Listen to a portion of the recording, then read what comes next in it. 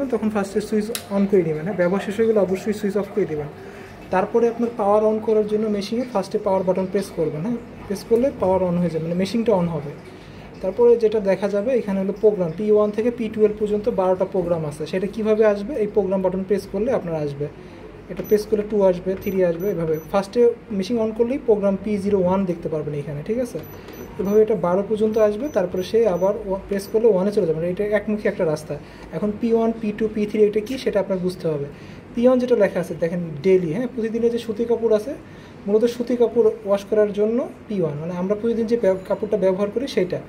P2 যেটা লেখা আছে হেভি, জিন্স কাপড় সোয়েটার জ্যাকেট মানে ভারী কাপড় বা ভারী পর্দা, মূল কথা ভারী যে কোনো জিনিস ওয়াশ করার জন্য P2। P3 হলো ডেলিকেট, যদি সিল্কের কোনো কাপড় থাকে সেটা অবশ্যই P3 দিয়ে ওয়াশ করবেন, জর্জেট টাইপের যে কাপড়টা। P4 হলো সাদা কাপড়, সাদা কাপড় যখন ওয়াশ করবেন তখন অটোমেটিকই পানি হাই টেম্পারেচারে গরম হয়ে সে ওয়াশ করবে, ঠিক আছে। P5 হলো স্টেন, স্টেন মানে অতিরিক্ত ময়লা বা দাগযুক্ত যদি কোনো কাপড় থাকে সেটা সুতি কাপড় আলাদা দেবেন, মোটা কাপড় আলাদা দেবেন। P5-এ যখন দিবেন তখন পানি হাই টেম্পারেচারে গরম করবে। P6 যেটা আছে অ্যান্টিব্যাকটেরিয়াল মেডিকেলের কাপড় চোপড়, বাচ্চাদের কাপড় চোপড়, সেটা হলো P6-এ দেবেন, এটাতে পানি হাই টেম্পারেচারে গরম করবে। P7 যেটা আছে সেটা হলো উলনেস, উলের যদি কোনো কাপড় কম্বল থাকে সেটা দিবেন P7-এ, এটা মৃদু পানি গরম করবে, হ্যাঁ। P8 হলো বেডশিট, বিছানা চাদর, মূলত P8-এ দিয়ে ওয়াশ করবে, বিছানার সাথে কাপড়ের সাথে অন্য কোনো কাপড় দিবে না, দিলে মেশিন ভাইব্রেশন করবে।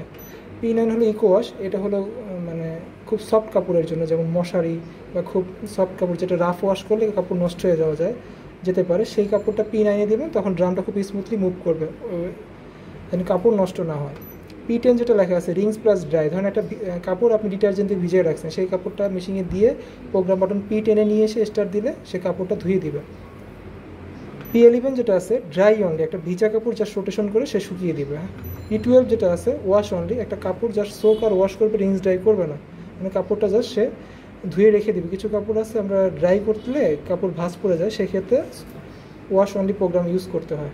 তো মূলত আপনার P1 প্রোগ্রামে বেশি ব্যবহার করা হবে। তো P1 প্রোগ্রাম নিয়ে আসবেন, এখানে কাপড় দিবেন, হ্যাঁ কাপড় যখন দিবেন কাপড়টা খুলে দিবেন, ফ্রন্ট সাইড দিবেন না, কাপড় উল্টো করে দিবেন, হ্যাঁ কাপড়ের সাথে কোনো জায়গায় পয়সা বা সিকটিকিন বোতাম এগুলো যদি না থাকে সেটা লক্ষ্য করবেন। এখানে ডিটারজেন্ট দিবেন, এটা লিকুইড দিতে পারেন বা চাইলে গুঁড়া পাউডারও ইউজ করতে পারেন।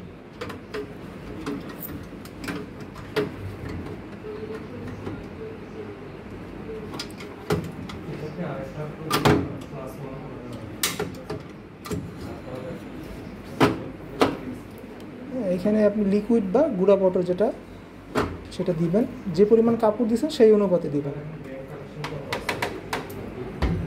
দিলেন দেন আপনি স্টার্ট দিয়ে দিবেন।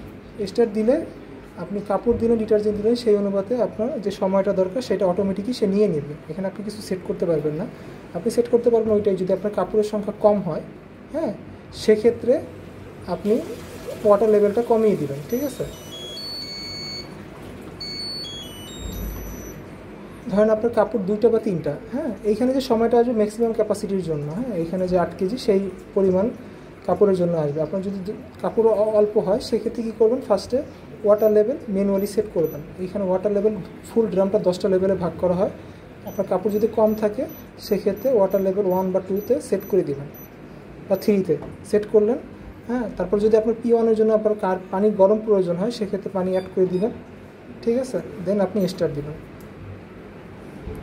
এই ক্ষেত্রে যতটুকু সময় লাগবে সেটা আপনার ডিসপ্লেতে শো করবে, আর এই সময়ের ভিতরে সে পানি নিবে, সোক ওয়াশ রিংস ড্রাই এই কাজগুলো সবগুলোই করবে।